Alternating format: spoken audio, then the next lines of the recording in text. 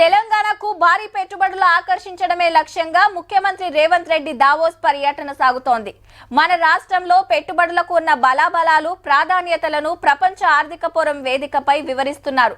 సమావేశాల్లో భాగంగా దేశ విదేశ పారిశ్రామికవేత్తలతో కలిసి ప్రభుత్వ విజన్ గురించి విపులంగా చెబుతున్నారు. ఆ పర్యటన ఆశాజనకంగా సాగుతున్నట్టు ప్రభుత్వం వెల్లడించింది. తెలంగాణకు కంపెనీలు పెట్టుబడులు పట్టుకొచ్చే పనులున్నది మన సర్కారు. స్విట్జర్లాండ్ దేశం దావోస్ లా దునియా పెట్టుబడుల మీటింగ్ అవుతుంది ప్రతేడు. కంపెనీల ఓనర్లు, పెద్ద పెద్ద బాసులు బొచ్చడు మంది వస్తారు. ఇన్నేళ్ళు ఐటీ మంత్రి ఉన్న రామన్న పోతుండే. ఇప్పుడు ముఖ్యమంత్రి రేవంత్ రెడ్డి సారు, ఐటీ మంత్రి శ్రీధర్ బాబు సారు పోయినరు ఆఫీసర్లను తోలుకొని.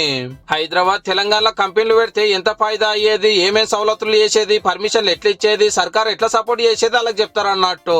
ఓకే అనుకుంటే అగ్రిమెంట్లు కూడా ఆడనే అవుతాయి. అన్ని దేశాలకెళ్ళి వస్తారు కాబట్టి చాలా ముఖ్యమైన మీటింగులు ఉంటాయి. 70 మందితోటి కంపెనీల ఓనర్లు, బాసులతోటి మనోళ్ళ చర్చలు ఉన్నాయట. ఇంకో 2 రోజులు అందరితోటి మాట్లాడి మన కాడికి కంపెనీలు పట్టుకొచ్చి కొత్త కొలువులు ఇచ్చే ఉపాయం చేస్తున్నారట. ఆ దేశంలో ఉన్న మనోళ్ళు రేవంత్ రెడ్డి సారు, శ్రీధర్ బాబు సార్లను ఎదుర్కొని కొత్త సర్కార్కు శుభాకాంక్షలు చెప్పిర్రు. చూడాలి మరి మొత్తం ఎన్ని వేల కోట్ల పెట్టుబడులు తెస్తారో, కొత్తగా ఎన్ని జాబులు వస్తాయో.